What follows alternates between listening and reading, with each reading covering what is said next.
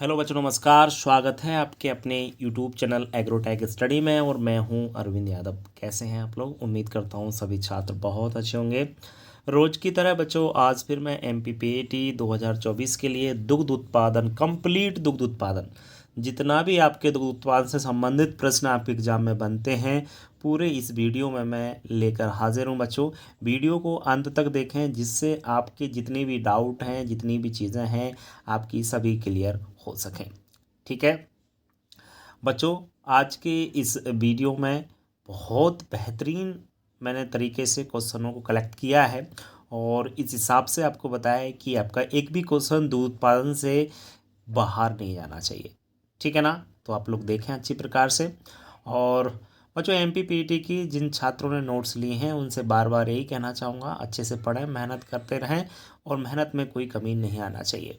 बाकी आपको पता ही है कि 2 मिनट हमारा मोटिवेशन ज़रूर रहता है वीडियो के शुरुआत में, तो उसको अच्छे से सुने पहले मेरी 1 मिनट बात को।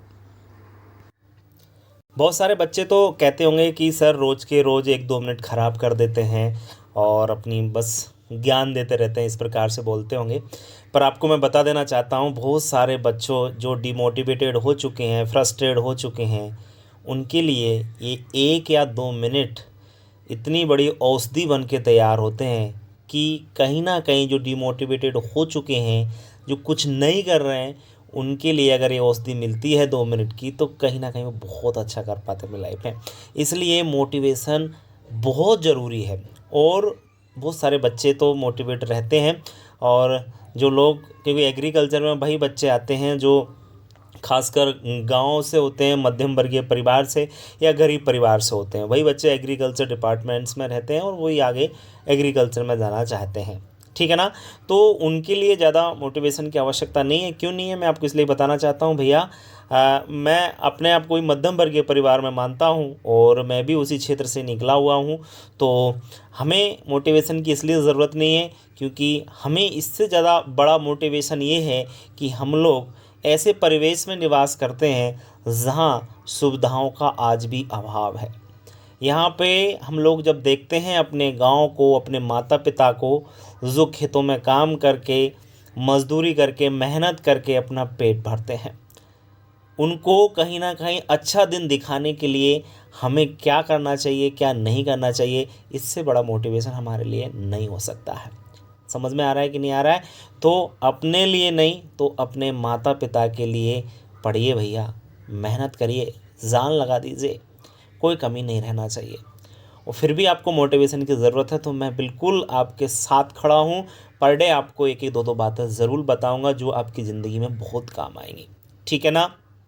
कोई एकदम से कोई सक्सेस नहीं होता है बेटा, धीरे धीरे धीरे धीरे करके ही हम लोग सफल होते हैं।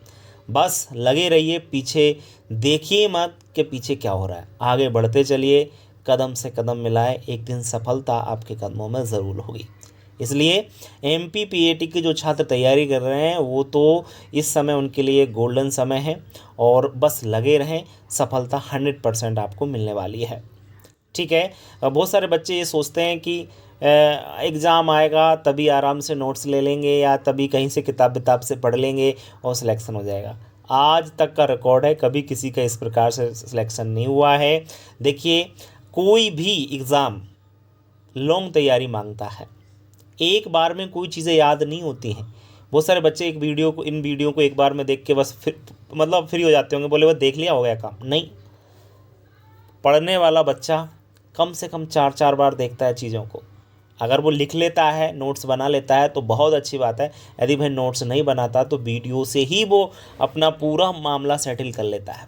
कई बार ऐसा भी होता है, बहुत सारे बच्चे इनके पास नोट्स हैं तो उनको तो लिखने की ज़रूरत नहीं है, पर एक बार से पढ़ने से कुछ नहीं होगा। मैं एक बार बार कहूँगा आपसे, कम से कम 3 से 4 बार आप पढ़ें, क्योंकि एक बार में यदि हमको याद हो जाता तो हम विवेकानंद नहीं बन जाते क्या?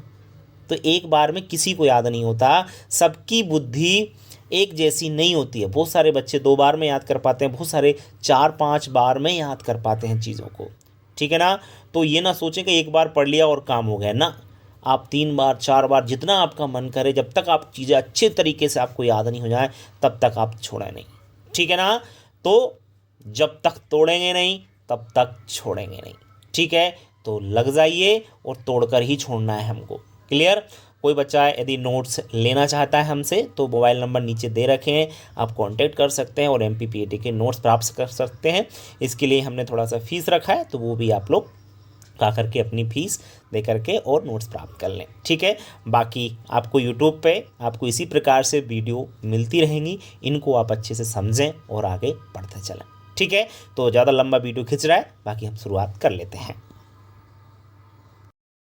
बच्चे हम बात करेंगे आज मिल्क प्रोडक्शन की, जिसमें हम बात कर रहे हैं दूध की। तो दूध बच्चों मिल्क है, क्या होता है दूध, जानिए आप इसके बारे में। सब जानते होंगे वैसे तो। स्वच्छ पालतू पशुओं से वत्स जनन के 15 दिन पहले एवं 10 दिन बाद तक जो स्वच्छ ताजा क्षरण प्राप्त होता है उसे ही हम दूध कहते हैं। जी हाँ छात्रों, क्या होता है, कोई भी गाय या भैंस होती है तो ब्याने के यानी वत्स जनन के 15 दिन पहले और ब्याने के 10 दिन बाद तक जो हमको स्वच्छ एवं ताजा क्षण प्राप्त होता है, 10 दिन बाद तक नहीं, जब तक वो दूध दे देती है तब तक जो क्षण प्राप्त होता है उसे हम क्या कहते हैं, दूध कहते हैं। 10 दिन बाद तक नहीं, हम जब तक वो दूध देती है तब तक की बात कर रहे हैं। यहाँ पे गलत यहाँ पे लिखा हो गया है, तो उसे हम क्या कहते हैं, दूध कहते हैं।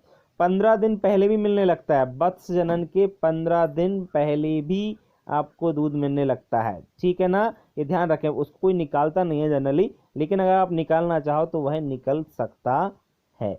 ठीक है ना।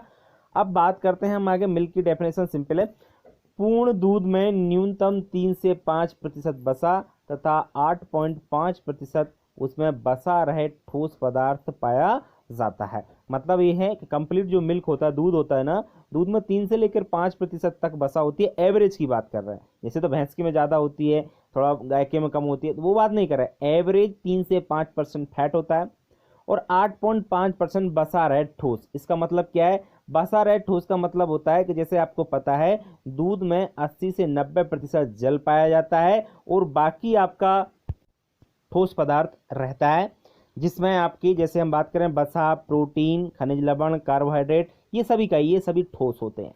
ठीक है ना। जब हम पानी को निकाल दें तो बाकी क्या बचेगा, यही बचेगा। अब ये कह रहे हैं कि 8.5% बसा रहे ठोस यानी SNF सॉलिड नॉट फैट पदार्थ पाया जाता है। मतलब ये है कि बसा को भी हटा दीजिए, बाकी बचा, बाकी क्या बचा, प्रोटीन, कार्बोहाइड्रेट, खनिज लवण, विटामिन, ये 8.5% दूध में पाए जाते हैं। समझ में आ गया होगा अब तो क्या होता है बसा रहे ठोस। ठीक है ना। चलिए, दूध का हिमांक -0.55 डिग्री सेल्सियस होता है। बच्चों हिमांक का मतलब होता है इस टेम्परेचर पर दूध बर्फ में चेंज हो जाता है। हिमांक, हिम मानी बर्फ, समझ गए ना। तो याद रखें दूध का हिमांक -0.55 डिग्री सेल्सियस या सेंटीग्रेड होता है। क्लियर। चलिए, दूध का कालापन ये तो नहीं हो सकता बच्चों, यहाँ पे गलत लिखा हो गया है कि दूध यहाँ पर होना चाहिए गाढ़ापन बच्चों, विस्कोसिटी जिसे बोलते हैं, कालापन नहीं, आपको गाढ़ापन कर लेना है इसको। दूध का गाढ़ापन 1.5 से 2 सेंटीपॉइज होता है। या दूध की विस्कोसिटी कितनी होती है पूछी गई है कई बार, 1.5 से 2 सेंटीपॉइज होती है। ये आपको अच्छी प्रकार से याद होना चाहिए। हिमांक और गाढ़ापन आपको कंप्लीट हो गया। चलिए बात करते हैं आगे हम दुग्ध अम्लीयता की। बच्चों मिल्क एसिडिटी की बात कर रहे हैं। दुग्ध अम्लता क्या होती है बच्चों, 2 तरह की होती है दुग्ध अम्लता। नंबर 1 होती है नेचुरल एसिडिटी यानी प्राकृतिक अम्लता।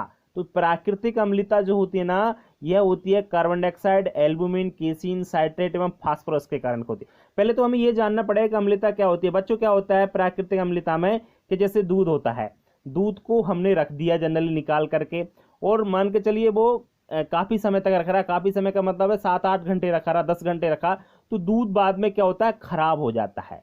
क्यों खराब हो जाता है, क्योंकि उसमें एसिडिटी बढ़ जाती है, अम्लता बढ़ जाती है। अम्लता कैसे बढ़ जाती है, इनके कारण, कार्बन डाइऑक्साइड गैस के कारण, एल्बुमिन, केसिन, प्रोटीन के कारण, साइट्रेट, फास्फोरस के कारण, इनके कारण उसमें अम्लता बढ़ जाती है। बैक्टीरिया की संख्या ज्यादा हो जाती है, जब ज्यादा हो जाती है तो दूध क्या हो जाता है, खराब हो जाता है। और दूध खराब क्या है, दूध खराब का मतलब दूध फट जाता है एक तरीके से, है ना। हम गर्म करते हैं तो एकदम फट जाता है, कि जैसा रखा है तब भी वो खराब हो जाता है। तो इसको बोलते हैं हम लोग नेचुरल एसिडिटी। ठीक है ना।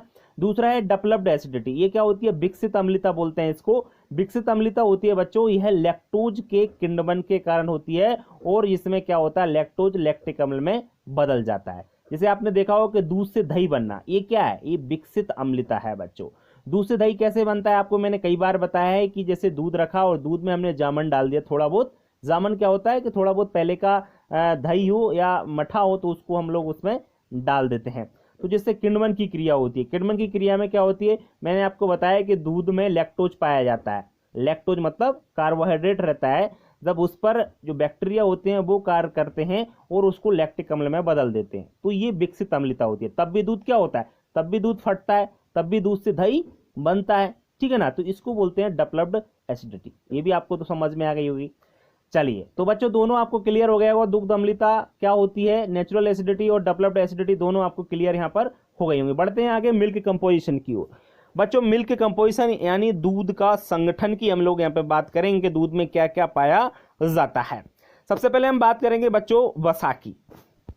वसा दूध का सबसे ज्यादा घटने बढ़ने वाला अवयव है। जी हाँ बच्चों, ये याद रखना, वसा दूध में पाया जाता है, सबको मालूम है। और जो वसा होता है ना, सबसे ज्यादा घटने व बढ़ने वाला आपका अवयव है। क्योंकि कई बार क्या होता है, ये डिपेंड करता है घटने बढ़ने के पशु का खान पीन पर, पशु के ब्यात काल पर, कि ब्यात काल आपका जो होता है कितने दिन तक गाय दूध दे रही है, भैंस दूध दे रही है, या कितनी बार वह ब्याह चुकी है। तो ये सब चीज़ें बहुत सारे आपके क्या होते हैं, इफेक्ट होते हैं, वो अलग चीज़ है। लेकिन सबसे ज़्यादा घटता बढ़ता कौन है, वसा। कई बार वसा की मात्रा कम रह जाती है, कई बार अच्छा खाना पीना दिया गाय भैंस को तो बढ़ जाती है। तो सबसे ज़्यादा घटने वाला आपका पदार्थ फैट है। और यह दूध में निलंबन, निलंबन का मतलब होता है सस्पेंशन के रूप में ये पाया जाता है। विशेष याद रखना इस पॉइंट को, किस रूप में पाया जाता है वसा, सस्पेंशन निलंबन के रूप में पाया जाता है। आगे बात करते हैं भैंस के दूध में सर्वाधिक वसा, वर्षा नहीं, यहाँ पे थोड़ा सा रॉन्ग हो गया, सर्वाधिक वसा 7.5% पाई जाती है। वैसे भेड़ के में भी इतनी पाई जाती है, थोड़ी बहुत कम ज़्यादा होती है, याद रखें आप लोग। सबसे ज़्यादा वसा 7.5% पाई जाती है। अब बहुत सारे बच्चे कहेंगे सर आपने तो बताया था कि भदावरी नस्ल में 13% वसा पाई जाती, तो वो एक स्पेशल पॉइंट है, उसको आप अलग रखें, यहाँ पर न जोड़ें। हम एवरेज की यहाँ पे बात कर रहे हैं, औसत की बात कर रहे हैं, तो हम इसे इतना ही लिखेंगे, ठीक है ना। चलिए, 1 ग्राम वसा से 9.3 कैलोरी ऊर्जा प्राप्त होती है, ये भी याद रखना आप लोग। 1 ग्राम वसा अगर उसका दहन हो जाता है, 1 ग्राम वसा का हम लोग यूज करते हैं, तो उससे 9.3 किलो कैलोरी ऊर्जा की प्राप्ति होती है, ठीक है ना। ये मैंने 12th में अच्छी प्रकार से आपको बताया था। वसा में ए डी ई के विटामिन घुले रहते हैं बच्चों, याद रखें। वसा में अडेक, विटामिन ए डी ई के, ये चारों विटामिन वसा में घुलनशील होते हैं, ये याद रखें आप लोग। वसा का विशेष पॉइंट है बच्चों, स्पेशल पॉइंट है, वसा का अपेक्षित घनत्व कितना होता है, तो याद रखें 0.93 से 0.94 होता है, याद रखें 0.93 से 0. यहाँ पॉइंट आगे लग गया, लेकिन 0 पॉइंट के बाद है, 0 के बाद पॉइंट है, 0.94 होता है। अपेक्षित घनत्व होता क्या है, ये थोड़ा सा मैं आपको बता देता हूं। जैसे पानी का अपेक्षित घनत्व बच्चों 1 होता है, उसी तरह आपका वसा का अपेक्षित घनत्व क्या होता है, कम होता है पानी से। इसीलिए तो वसा या जो घी कह सकते हैं, फैट होता है, वो ऊपर तैरता रहता है, क्योंकि उसका अपेक्षित घनत्व पानी की अपेक्षा कम होता है। याद रहे, तेल का देखा होगा, तेल ऊपर तैरता रहता है पानी के ऊपर, क्यों, क्योंकि उसका अपेक्षित घनत्व क्या होता है, कम होता है, इसलिए। तेल वसा बात तो एक ही है ना। चलिए, बात करते हैं आगे प्रोटीन की बच्चों। प्रोटीन की बात कर लेते हैं। प्रोटीन, दूध प्रोटीन के मुख्य भाग केसीन 80%, एल्बुमिन एवं ग्लोबुलिन। बच्चों मैं आपको बता देता हूं, प्रोटीन जो दूध में पाए जाते हैं, 3 प्रोटीन रहते हैं। नंबर 1 केसीन, केसीन की मात्रा सबसे ज्यादा होती है, 80% केसीन पाया जाता है, बाकी 20% आपके एल्बुमिन और ग्लोबुलिन दोनों प्रोटीन पाए जाते हैं। याद रहे, दूध में कितने प्रोटीन, 3, कौन कौन से, केसीन, एल्बुमिन और ग्लोबुलिन। क्लियर। चलिए, दूध में प्रोटीन कोलाइड्स के रूप में पाया जाता है, ये आप याद रखें। कोलाइड्स को हिंदी में पायस बोलते हैं। वैसे दूध में प्रोटीन किस रूप में पाया जाता है, कई बार प्रश्न पूछा जा चुका है, तो याद रहे आपका कोलाइड्स या पायस के रूप में आपके दूध में प्रोटीन पाया जाता है। क्लियर हुआ। चलिए बढ़ते हैं आगे, प्रोटीन के बारे में और जानते हैं। दूध प्रोटीन का निर्धारण ज़ेडोल विधि या पाइनेस विधि द्वारा किया जाता है। दूध प्रोटीन का निर्धारण का मतलब होता है, जब हम जो पैकेट वाला दूध आता है तो उसमें वसा रहता है, बाकी कार्बो सब चीज़ें रहती हैं, तो प्रोटीन का निर्धारण किसके द्वारा किया जाता है, एक विधि होती है ज़ेडोल विधि और दूसरी होती है पाइनेस विधि। इनके द्वारा हम लोग उसका निर्धारण कर सकते हैं, या उनको मापा भी जा सकता है कि दूध में कितने % प्रोटीन है। याद रखें दोनों विधि का, ज़ेडोल या पाइनेस विधि। होती क्या है, डिटेल से जानने के लिए आप 12th में अच्छी प्रकार से मैंने बताया था इसके बारे में। दूध में 0.5% नाइट्रोजन पाई जाती है। जी हाँ, ये याद रखें, दूध में कितने परसेंट नाइट्रोजन पाई जाती है? 0.5%। आपको मालूम होगा, नहीं मालूम हो तो यहाँ पर जान लीजिए, 0.5% नाइट्रोजन इसमें पाई है। नाइट्रोजन का एक तरह के प्रोटीन है, इसलिए यहाँ पर बात कर रहे हैं हम लोग। चलिए, ये कंप्लीट हुआ प्रोटीन। बात करते हैं नंबर 30 कार्बोहाइड्रेट की। कार्बोहाइड्रेट, इसको लैक्टोज बोला जाता है जनरली, और इसको हिंदी में दुग्धम भी कहते हैं। तो दूध की शर्करा ही लैक्टोज कह जाती है। बच्चों, जैसे आपने दूध पिया होगा तो दूध जो है ना मीठा सा लगता है ना। क्यों लगता है? क्योंकि उसमें लैक्टोज पाया जाता है, उसमें कार्बोहाइड्रेट पाया जाता है, इसलिए दूध मीठा लगता है। क्लियर? अब दूध में इसकी मात्रा लगभग 4.5 से 4.8% तक पाई जाती है। दूध में लैक्टोज कितना पाया जाता है? 4.5 से 4.8%। दूध में लैक्टोज सॉल्यूशन के रूप में पाया जाता है। ये भी याद रखना, घोल के रूप में, मतलब घुला रहता है। समझ में आ रहा है ना? दूध में जो लैक्टोज पाया जाता है किसके रूप में? घोल के रूप में, या आप इंग्लिश में कह सकते हो सॉल्यूशन के रूप में, ये आपके दूध में पाया जाता है। इंपॉर्टेंट है, इस पॉइंट को जरूर याद रखें आप लोग। लैक्टोज दूध में सबसे कम बार घटने वाला अवयव है। जी हाँ बच्चों, ये भी याद रख रहे हैं, कार्बोहाइड्रेट की मात्रा या लैक्टोज की मात्रा सबसे कम घटती बढ़ती है। सबसे ज्यादा घटती बढ़ती कौन है? वसा। सबसे कम लैक्टोज। दोनों चीजें आपको याद होना चाहिए। उम्मीद करता हूं कार्बोहाइड्रेट समझ में आ रहा होगा आपको। बढ़ते हैं आगे। लैक्टोज दूध में अस्थिर होती है, स्थिर नहीं होती है, अस्थिर होती है, क्योंकि जीवाणु इसे किण्वित करके लैक्टिक अम्ल में बदल देते हैं। जैसे मैंने आपको बताया था कि दूध से दही बनता है, तब क्या होता है? लैक्टोज पर बैक्टीरिया या जीवाणु क्रिया करके उसे लैक्टिक अम्ल में बदल देते हैं। इसलिए हम लोग कह सकते हैं लैक्टोज अस्थिर होता है। क्या होता है? अस्थिर होता है, मतलब कार्बोहाइड्रेट अस्थिर होता है। कुछ भी कह लो, कार्बोहाइड्रेट का हो या लैक्टोज का हो। क्लियर? चलिए, लैक्टोज बच्चों ग्लूकोज प्लस गैलेक्टोज दोनों शर्करा है ना। ग्लूकोज प्लस गैलेक्टोज से बनी डाइसैकेराइड एक शर्करा है, ये कह सकते हैं, मतलब शुगर है। लैक्टोज क्या? शुगर है, मीठा लगता है जनरली। तो किससे बना होता है? ग्लूकोज प्लस गैलेक्टोज, दोनों से मिलकर बना होता है क्या? लैक्टोज। ये डाइसैकेराइड होता है, ये ध्यान रखें आप लोग। होता है ना आपके शुगर का, अगर आपने कार्बोहाइड्रेट, अगर मैं पढ़ाऊंगा, चलो कोई बात नहीं है, मैं पूरा कार्बोहाइड्रेट पढ़ाऊंगा आगे आपके जो आपके एग्रीकल्चर केमिस्ट्री उसमें पढ़ाऊंगा, बिल्कुल टेंशन न लें। क्या डाइसैकेराइड क्या होता है, ट्राइसैकेराइड क्या होता है, ठीक है ना। चलिए, साहिवाल नस्ल की गाय के दूध में लैक्टोज सबसे अधिक पाया जाता है, इसलिए इसका दूध सबसे मीठा होता है। मैंने आपको नस्ल पढ़ाई थी तब ये चीज बताई थी कि सबसे ज्यादा मीठा दूध साहिवाल नस्ल का होता है। क्यों होता है? क्योंकि उसके दूध में लैक्टोज की मात्रा सबसे अधिक पाई जाती है, इसलिए सबसे अधिक मीठा होता है। ठीक है ना। चलिए, तो आपका ये कार्बोहाइड्रेट या लैक्टोज कंप्लीट होता है। बात करते हैं आगे आपके नेक्स्ट चौथे अवयव की। चौथा अवयव है खनिज लवण। इसको मिनरल्स बोलते हैं इंग्लिश में। इनमें मुख्यतः कैल्शियम एवं फास्फोरस आते हैं। दूध में आपको पता है मुख्यतः कैल्शियम एवं फास्फोरस मुख्य आपके खनिज हैं, ठीक है ना। और इनकी मात्रा दूध में 1% से कम पाई जाती है। मतलब जो खनिज तत्व हैं, खनिज लवण हैं, उनकी मात्रा दूध में 1% से भी कम पाई जाती है, ठीक है। दूध में खनिज लवण सॉल्यूशन के रूप में ही पाए जाते हैं। मैंने अभी आपको लैक्टोज के बारे में बताया, वह भी सॉल्यूशन के रूप में या घोल के रूप में पाया जाता है। और आपके जो खनिज तत्व होते हैं, खनिज लवण होते हैं, वह भी आपके सॉल्यूशन या घोल के रूप में दूध में पाए जाते हैं।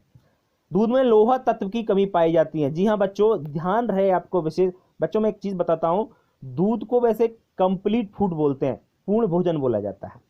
पूर्ण भोजन का मतलब आप रोटी मत खाइए, सब्जी मत खाइए, कुछ भी मत खाइए, सिर्फ दूध पीजिए, आपको किसी चीज की आवश्यकता नहीं पड़ेगी, आपकी बॉडी में किसी भी न्यूट्रिएंट्स की कमी नहीं आएगी। वो एक कंप्लीट फूड है, लेकिन उसमें 2 चीजों की कमी पाई जाती है, इसलिए थोड़ा सा डाउट रहता है। कौन कौन सी चीज की?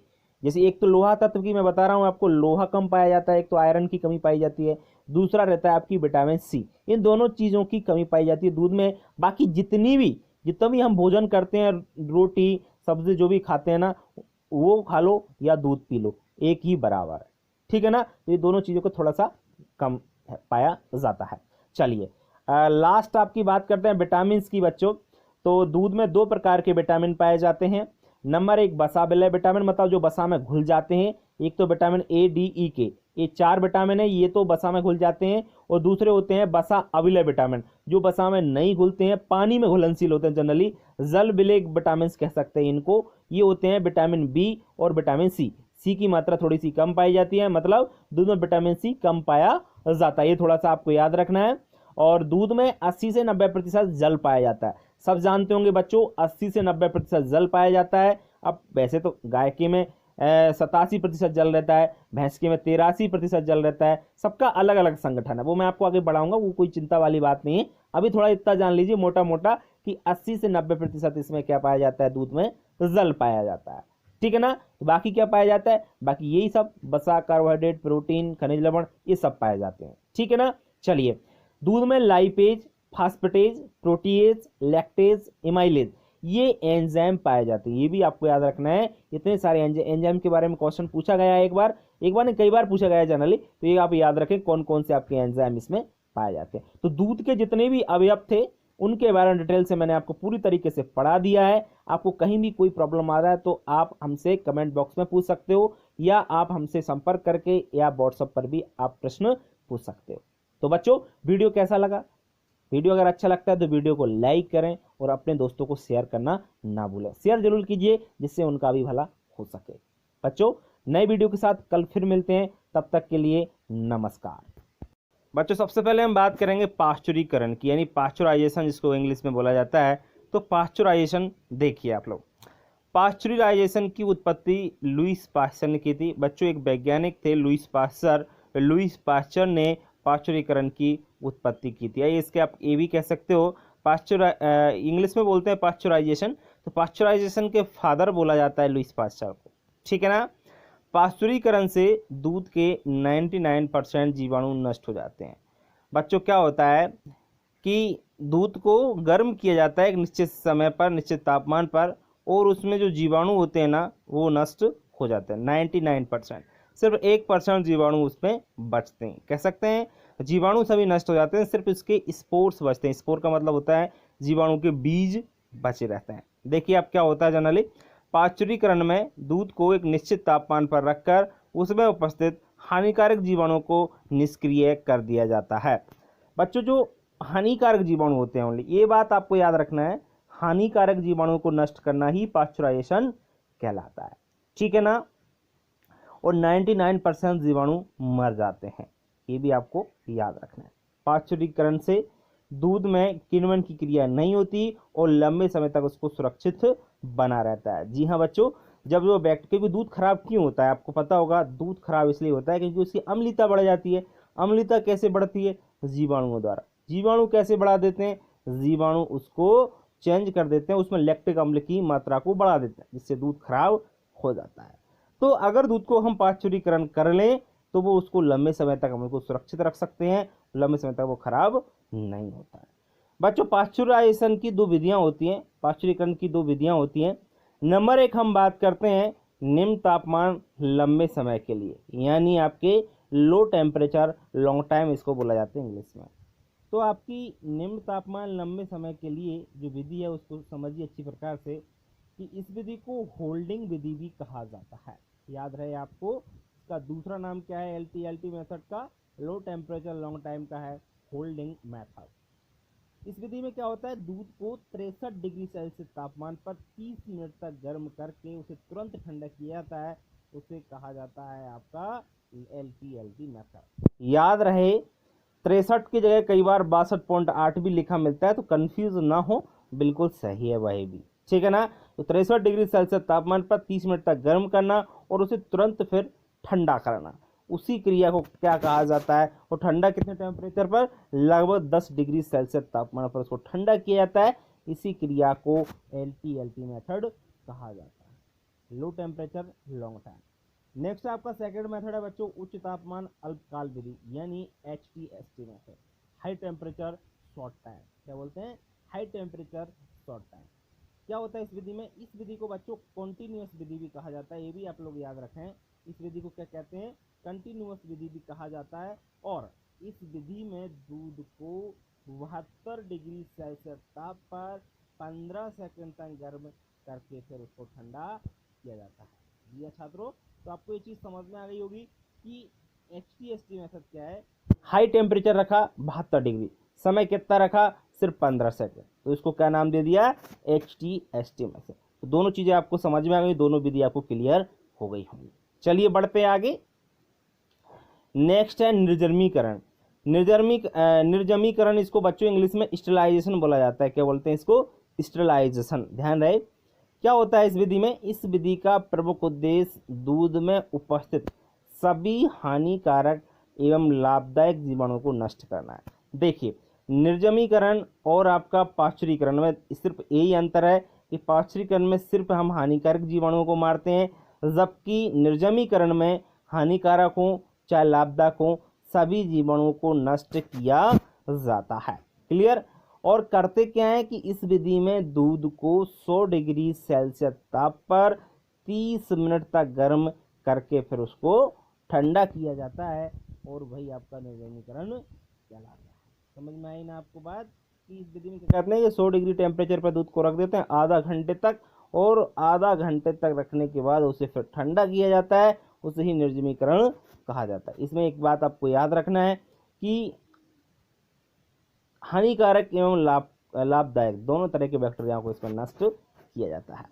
इस क्रिया को करने के बाद दूध का दही नहीं बनता है। जी हाँ बच्चों, जब निर्जमीकरण कर देते हैं तो दूध का दही नहीं बनता है, क्योंकि इसके लाभदायक जीवाणु भी नष्ट हो जाते हैं। लाभदायक जीवाणु कौन से होते हैं, जैसे दूध से दही बनता है तो जो बैक्टीरिया दूध से दही बनाने में सहायक होते हैं, कौन कौन से बैक्टीरिया सहायक होते हैं, जैसे हम बात करें स्ट्रेप्टोकोकस लैक्टिस है, तो ये बैक्टीरिया क्या करता है, दूध से दही बनाता है, मतलब किण्वन की क्रिया होती है, उसके बाद दूध से दही बन जाता है। लेकिन निर्जमीकरण करने के बाद किण्वन की क्रिया नहीं होती। ठीक है, चलिए अब बात करते हैं हम आगे दूध के अवशीतन की, यानी दूध को ठंडा करने की बात करेंगे। चिलिंग मतलब आप बिल्कुल लो टेम्परेचर की बात करेंगे यहाँ पे। तो दूध को 4 डिग्री सेल्सियस ताप पर दूरस्थ गांव की डेयरियों पर थोड़े समय के लिए संग्रह करना अवशीतन कहलाता है। बच्चों क्या होता है कि हमें दूध को रखना है और फिर उसको बाद में उसको दूरस्थ गांव में भेजेंगे, तो उसको 4 डिग्री सेल्सियस ताप पर हम फ्रिज में या फ्रीजर जो होते हैं ना उनमें रख देते हैं, जिससे दूध क्या होता है, खराब नहीं होता। तो इस क्रिया को ही हम चिलिंग कहते हैं। ठीक है ना।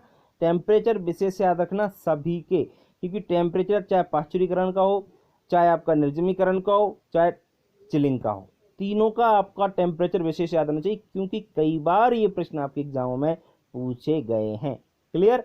चलिए अब बात करते हैं होमोजेनाइजेशन की, दुग्ध का समांगीकरण। होमोजेनाइजेशन क्या होता है बच्चों, इस क्रिया में दूध की वसा गोलिकाओं को छोटे छोटे कणों में विभाजित कर दिया जाता है, ताकि दूध के ऊपर क्रीम की परत एकत्रित ना हो, तब वसा दूध में समान रूप से उपस्थित रहे। इसका मतलब क्या है, इसका मतलब ये है कि बच्चों जो दूध होता है ना, दूध में वसा जो पाई जाती है, फैट जो पाया जाता है ना, वो गोलिकाओं के रूप में रहता है। गोलिकाओं का मतलब गोले, छोटे छोटे गोले रहते हैं, बिल्कुल छोटे छोटे, और वो आपको पता है कि आपेक्षिक घनत्व वसा का कम होता है तो वो ऊपर तैरने लगती है। जैसे दूध को हम निकाल के लाए और दूध को रख दिया तो ऊपर एक लेयर बन जाती है, परत बन जाती है। ठीक है ना। तो वो लेयर ना बने तो उसके लिए क्या करते हैं, इसको बहुत तेजी से एक मशीन में से निकाला जाता है, जिससे उसके और छोटे छोटे कण हो जाते हैं बसा के, और पूरे दूध में वो अच्छी प्रकार से घुल जाता है, अच्छी प्रकार से मिल जाता है। ठीक है ना। जैसे ऊपर एक कोई क्रीम की परत नहीं बनती है और बसा में दूध समान रूप से उपस्थित रहता है। तो समझ में आ गया होमोजेनाइजेशन क्या होता है। ठीक है, चलिए अब बढ़ते हैं हम आगे। नेक्स्ट बच्चों, दूध का आपेक्षिक घनत्व ज्ञात करना, रिलेटिव डेंसिटी क्या होती है, अच्छी प्रकार से समझना है। वेरी इंपॉर्टेंट चैप्टर चल रहा है बच्चों, इसमें से बहुत सारे प्रश्न आपके इंपॉर्टेंट हैं, सभी एग्जामों में आपके पूछे जाते हैं। जैसे हम बात करें दूध का अपेक्षित घनत्व बच्चों लैक्टोमीटर द्वारा ज्ञात किया जाता है। एक यंत्र होता है लैक्टोमीटर, लैक्टोमीटर द्वारा दूध का अपेक्षित घनत्व ज्ञात किया जाता है। रिलेटिव डेंसिटी किसके द्वारा ज्ञात करते हैं, लैक्टोमीटर यंत्र द्वारा। क्लियर। चलिए लैक्टोमीटर में 0 से 40 तक निशान होते हैं, ऊपर से लेके नीचे तक कितने निशान होते हैं, 0 से 40 तक। कई बार एक प्रश्न पूछा गया है ये कि बताइए दूध का अपेक्षित किसके द्वारा ज्ञात करते हैं, लैक्टोमीटर द्वारा। कितने उसमें अंक होते हैं, तो ध्यान रखें 0 से 40 तक उसमें निशान या अंक होते हैं। ताजे दूध में कार्बन डाइऑक्साइड गैस की उपस्थिति के कारण तुरंत दूध का अपेक्षित घनत्व ज्ञात नहीं करते हैं। जी बच्चों, जैसे अपन दूध निकाल के लाए तो अपन ने देखा होगा कि ऊपर उसमें क्या होता है, जनरली गांव में जो बोला जाता है, कुछ बोलते हैं कि उसमें फसूकर रहता है, ऐसे ऊपर उठा रहता है, तो उस समय ज्ञात नहीं कर सकते अपेक्षित घनत्व, क्योंकि उस समय उसमें क्यों रहता है ऊपर, क्योंकि कार्बन डाइऑक्साइड गैस उसमें आ जाती है इसलिए। ठीक है ना। तो जनरल बात हुई। चलिए बढ़ते हैं इंपोर्टेंट पॉइंट की ओर। गाय के दूध का अपेक्षित घनत्व 1.028 होता है। कितना होता है बच्चों, 1.028 होता है, ध्यान रहे। और भैंस के दूध का अपेक्षित घनत्व 1.032 होता है, जबकि बसा का अपेक्षित घनत्व 0.93 होता है। तो बच्चों इससे हमें एक चीज क्लियर हो गई है कि अपेक्षित घनत्व जैसे भैंस के दूध का सबसे ज्यादा है, समझ रहे हो ना बात को, क्यों? क्योंकि इसका दूध गाढ़ा होता है, समझ गए ना। जबकि बसा का अपेक्षित घनत्व कम होता है, क्योंकि इसका वजन आपने देखा होगा कि ये इसकी परत ऊपर दूध के बन जाती है, ऊपर एक लेयर बन जाती है, क्योंकि इसका अपेक्षित घनत्व क्या होता है, कम होता है। इसलिए तो आपको अपेक्षित घनत्व याद रखना है, कई बार एग्जाम में पूछे जाए। ठीक है, चलिए तो ये दुग्ध प्रोसेसिंग का आपका आगे बढ़ते हैं हम आगे नेक्स्ट आपके बच्चों। नेक्स्ट है आपका क्वालिटी कंट्रोल इन मिल्क, यानी दुग्ध गुण नियंत्रण। क्वालिटी के बारे में बात करें कि दूध की क्वालिटी में कई बार क्या होता है, मिलावट कर दी जाती है, दूध में पानी मिला दिया या कुछ और मिला दिया, समझ। तो इन सब चीज़ों के बारे में हम अच्छी प्रकार से अब अध्ययन करने वाले हैं। देखिए हम कैसे पहचान सकते हैं कि दूध में पानी मिला है और कैसे, तो बहुत सारी विधियां हैं। जैसे सबसे पहले हम बात करें ज्ञान इंद्रियों द्वारा परीक्षण। ज्ञान इंद्रियों द्वारा परीक्षण मतलब जैसे आंखों द्वारा देखकर, नाक द्वारा सूंघकर, कुछ हद तक हम शुद्धता का पता लगाया जा सकता है। आंख से देखकर भी और सूंघकर भी पता कर लेते हैं, बहुत सारे लोग कर लेते हैं जनरली। पानी मिले हुए दूध या क्रीम निकाले हुए दूध का रंग हल्का नीला हो जाता है। मान के चलिए अगर आपने दूध में से क्या निकाली, क्रीम निकाल ली या उसमें पानी मिला दिया, तो क्या होता है, दूध का कलर चेंज हो जाता है और हल्का नीला कलर हो जाता है। तो हम बिल्कुल पहचान सकते हैं अगर कलर हल्का नीला हो गया है तो समझ लीजिए या तो इसमें से पानी मिलाया है, इसमें पानी मिलाया है, या इसमें से क्रीम निकाल ली है। ठीक है ना, तो आप आंखों द्वारा ये चीज़ पहचान सकते हो। ठीक है ना, तो ये ज्ञान इंद्रिय द्वारा हम परीक्षण कर सकते हैं दोनों चीज़ों का। आगे हम दूसरे टेस्ट की बात करते हैं, सीओवी टेस्ट। एक क्लॉट बायोलिंग टेस्ट कहा जाता है इसको, इसकी फुल फॉर्म है क्लॉट बायोलिंग टेस्ट। ये क्या होता है, सीओवी परीक्षण दूध में खीस की उपस्थिति ज्ञात करने के लिए किया जाता है। कई बार क्या होता है बच्चों, खीस तो जानते होंगे आप लोग, बहुत सारे बच्चे नहीं जाते हैं तो बता देता हूँ। खीस को इंग्लिश में कोलेस्ट्रम बोलते हैं, और जब गाय या भैंस ब्याती है तो उसके तुरंत बाद जो दूध निकलता है, पीला पदार्थ होता है ना, उसे खीस कहते हैं। कई बार क्या होता है बच्चों, दूध में खीस की मात्रा मिला ली जाती है तो उसको जांच करने के लिए सीओवी टेस्ट किया जाता है। ठीक है ना, तो इस चीज़ को आप याद रखेंगे। कई बार पूछा जाता है कि दूध में खीस के मात्रा ज्ञात करने के लिए कौन सी टेस्ट किया जाता है, ध्यान रखें सीओवी टेस्ट किया जाता है, क्लॉट बायोलिंग टेस्ट कहते हैं। ठीक है, चलो ये चीज़ क्लियर हुई होगी, बढ़ते हैं आगे। नेक्स्ट है आपका बसा परीक्षण, फैट टेस्ट। ये क्या होता है, देखिए मतलब दूध में बसा कैसे ज्ञात करेंगे। दूध का बसा परीक्षण ब्यूटायरोमीटर से गर्बर मशीन द्वारा ज्ञात किया जाता है। एक यंत्र होता है बच्चों ब्यूटायरोमीटर, उसके द्वारा हम ज्ञात कर सकते हैं कि दूध में फैट परसेंटेज कितना है। ठीक है ना, गर्बर मशीन द्वारा हम पूरा ज्ञात कर लेंगे। फिर कैसे करते हैं वो आप देख लीजिए। बसा परीक्षण हेतु ब्यूटायरोमीटर में क्या करते हैं, 10 ml आप सल्फ्यूरिक एसिड ले लेते हैं, 10.7 ml दूध और 1 ml एमाइल एल्कोहल का प्रयोग करते हैं। तीनों की मात्रा अपन को याद होना चाहिए, क्योंकि कई बार ये पूछा जा चुका है एग्जाम के, बताइए कितना दूध लेते हैं आप जब बसा ज्ञात कर रहे हो, तो है ना। तो इस प्रकार से आप जरूर याद रखें। और फिर क्या करते हैं, इसमें बसा परीक्षण अब केंद्रीय बल के सिद्धांत पर आधारित होता है। जब हम इस दूध को किस में डालते हैं, जो आपका गर्बर मशीन होती है ना, उसमें इसको डाल देते हैं और ये अब केंद्रीय बल पर आधारित होता है। मतलब वो मशीन गन ऐसे घूमती है चारों तरफ, तो गर्बर मशीन को फिर घुमाया जाता है। कितना, 1100 आरपीएम, राउंड पर मिनट। मतलब एक राउंड आप 1 मिनट में लगभग 1100 आपके चक्कर लगा दे। 5 मिनट तक इसको चलाते हैं। जब 5 मिनट तक इसको चलाते हैं और फिर ब्यूटारोमीटर द्वारा बसा का जो पाठ्यांक है उसको पढ़ लिया जाता है, जिससे पता चल जाता है कि उसमें कितना बसा है, फैट कितना है। ठीक है ना, ये तो मशीन के द्वारा होता है जनरली। वैसे फैट ज्ञात करने की और भी बहुत सारी मशीनें आती हैं, उनके द्वारा। आपने देखा हो, आपने गाँव में डेयरी होगी तो एक जो मशीन होती है उसको चारों तरफ घुमा देते हैं ब्यूटारोमीटर से, फिर उसको ज्ञात करते हैं, कितना होता है फिर पता चल जाता है। चलिए, फैट टेस्ट आपको समझ में आया। कई बार पूछा जाता है कि बताइए बसा की मात्रा किस यंत्र के द्वारा ज्ञात करते हैं, तो याद रहे ब्यूटायरोमीटर के द्वारा। चलिए बढ़ते हैं आगे नेक्स्ट आपके प्रश्नों की ओर। नेक्स्ट आपका टेस्ट है बच्चों अम्लता परीक्षण, एसिडिटी टेस्ट। चलिए इसको जान लेते हैं, बहुत अच्छा है आपका। ताजे दूध में 0.14 से 0.16% तक अम्लता होती है। मतलब जो ताज़ा दूध, जैसे हमने गाय या भैंस को दूध निकाल के लाए, तब उसकी अगर एसिडिटी चेक करेंगे तो ताजे दूध की एसिडिटी होगी 0.14 से 0.16%। 0.14 से 0.16% उसकी अम्लता होती है, बहुत कम होती है, ना के बराबर अम्लता होती है शुरुआत में दूध में। फिर ताजे दूध के पीएच मान की बात करें तो पीएच मान होता है 6.7 होता है। तो पीएच मान तो जनरली सब लोग जानते होंगे, जैसे पीएच मान 7 होता है तो उदासीन है, 7 से कम है, लो है तो आपका कैसा है अम्लीय, और 7 से ऊपर है तो आप कह सकते हो वो क्षारीय है। तो दूध की जो कह सकते हैं दूध आपका कैसा होता है, थोड़ा अम्लीय होता है, क्योंकि अम्लता उसकी 0.14 0.16 होती है और पीएच भी उसका 6.7 होता है, यानी 7 से थोड़ा सा कम होता है।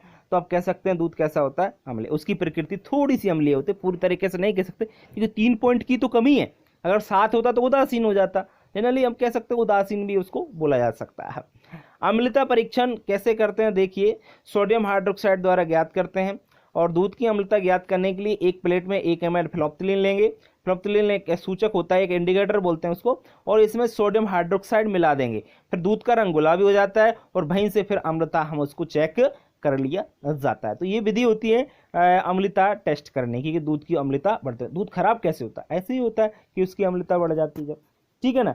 चलिए ये चीज़ भी आपकी क्लियर हो गई हुई, बढ़ते हैं आगे बच्चों। आगे हम बात करेंगे एसएनएफ परीक्षण की। एसएनएफ परीक्षण क्या होता है सब जानते होंगे वैसे तो, इसको सॉलिड नॉट फैट बोलते हैं इंग्लिश में, सॉलिड नॉट फैट इंग्लिश में, हिंदी में इसको दूध कुल ठोस पदार्थ बोला जाता है। क्या बोला जाता है, कुल ठोस पदार्थ। देखिए क्या होता है, दूध के कुल ठोस पदार्थ से वसा निकालने के बाद बचे पदार्थ का वसा रहे ठोस पदार्थ कहते हैं। जी हाँ, दूध का जो कुल ठोस पदार्थ होता है, जैसे मान के चलिए पानी है आपका 87%, तो 13% क्या बचा, 13% कुल ठोस पदार्थ बता। अब उसमें से वसा भी निकाल लीजिए। अब वसा भी निकाल लिया तो फिर वो क्या बचा, वो क्या हो गया, वसा रहे ठोस पदार्थ। क्या हो गया, सॉलिड नॉट फैट, फैट उसमें नहीं है, ठीक है। तो इसको बोलते हैं आपके वसा रहे ठोस पदार्थ। क्लियर हो गया आपका।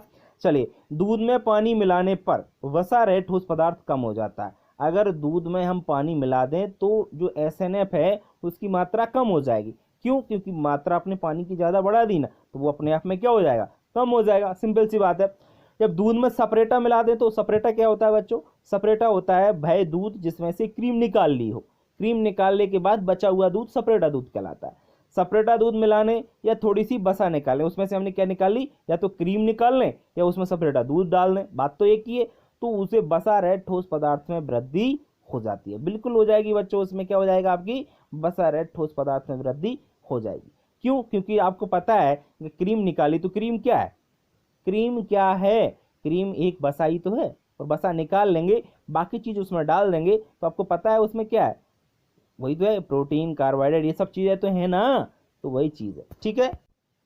समझ में आ गया होगा कि बसा रहे ठोस पदार्थ में वृद्धि कैसे होगी, ठीक है। चलिए अब बात करते हैं हम आगे। गाय के दूध में पानी ज्यादा होने पर बसा रहे ठोस पदार्थ कम होता है, 8.5% होता है, जबकि भेड़ व भैंस के दूध में लैक्टोज और प्रोटीन की मात्रा अधिक होने पर एसएनएफ की मात्रा 9 तक होती है, मतलब ज्यादा होती है। बिल्कुल होगी भैया, क्योंकि क्या होता है कि गाय का जो दूध है उसमें बसा रहे ठोस पदार्थ कम होता है, जबकि भैंस के दूध इनमें ज्यादा होगा, क्योंकि उनमें लैक्टोज, प्रोटीन और बाकी विटामिन, खनिज लवण सबकी मात्रा ज्यादा होती है, इसलिए, ठीक है। क्लियर। चलिए बच्चों हम लास्ट में बात करते हैं। लास्ट में और भी टेस्ट होते हैं, जैसे हम बात करें हंसा परीक्षण। ये क्या होता है बच्चों, इससे भैंस के दूध में गाय की दूध की मिलावट का पता लगाते हैं। बिल्कुल याद रखें, गाय का दूध और भैंस के दूध में मिलावट का पता लगाने के लिए टेस्ट कौन सा करते हैं, हंसा टेस्ट, हंसा परीक्षण। दूसरा है बच्चों नाइट्रेट परीक्षण। ये क्या होता है, दूध में अगर वर्षा का जल डाल दिया तो उस मिलावट का पता लगाने के लिए हम करते हैं नाइट्रेट परीक्षण। अब ये कैसे होते हैं, क्या करना पड़ता है, इसके लिए आपने 11th अगर अच्छे ढंग से पढ़ा होगा तो आपको जानकारी इसकी अच्छी प्रकार से होगी। अगर 11th आपने नहीं पढ़ा है तो जानकारी थोड़ी सी कम होगी। कोई बात नहीं है, जानकारी नहीं है तो मैं यहाँ पे बता रहा हूँ सिर्फ आपको कि वर्षा जल का पता करने के लिए किस प्रकार से कौन सा टेस्ट करते हैं। टेस्टों के नाम याद रखें, क्योंकि इसी प्रकार से आपके प्रश्न आपके एग्जाम में पूछे जाएंगे। आयोडीन परीक्षण, आयोडीन मतलब नमक की मिलावट कर देते हैं कई बार लोग, तो दूध में स्टार्च की उपस्थिति का पता लगाने के लिए आयोडीन परीक्षण किया जाता है। चलिए तो बच्चों ये तीनों टेस्ट भी आपको मैंने बता दिए। तो बच्चों दूध के जितने भी मिलावट के टेस्ट होते हैं वो सभी क्लियर कराए, पाश्चुरीकरण, निर्जमीकरण, होमोजेनाइजेशन या चिलिंग, सभी चीज़ें मैंने आपको अच्छी प्रकार से क्लियर कर दी हैं। एक बार में अगर वीडियो समझ में नहीं आता है तो आप 2 बार भी देखें, 3 बार भी देख सकते हैं, कोई बात नहीं। आप क्योंकि आपको चीज़ें समझना है और चीज़ें समझेंगे तो बहुत सारी चीज़ें आपकी क्लियर अच्छी प्रकार से हो जाएंगी। उम्मीद करता हूँ वीडियो अच्छी लगी हुई। वीडियो अगर अच्छी लगी तो वीडियो को लाइक करें और अपने दोस्तों को शेयर करना बिल्कुल ना भूलें, जिससे बच्चों उनका भी भला हो सके। बच्चों, अगर आप हमारे यूट्यूब चैनल पर नए हैं तो चैनल को सब्सक्राइब जरूर कीजिए। और बच्चों, एक मैं आपसे रिक्वेस्ट करता हूं कि इस वीडियो को शेयर ज़्यादा से ज़्यादा करें। शेयर करोगे तो बच्चों सभी के पास वीडियो पहुंचेगा और सभी लोग इसका फ़ायदा उठा सकेंगे। ठीक है, मैं आपको पूरी MPPAT की तैयारी कराऊंगा, बस आप लोग हमसे जुड़े रहिए और मेहनत करते रहिए। अभी आपकी फॉर्म नहीं आए हैं MPPAT के, जैसे ही फॉर्म आते हैं तो मैं आपको फटाफट बता दूंगा, आप टेंशन ना लें, बस आप पढ़ते रहें, मेहनत जरूर करें। मेहनत करने वालों की कभी हार नहीं होती। ठीक है, चलिए आज के लिए इतना ही, कल फिर मिलेंगे, तब तक के लिए नमस्कार।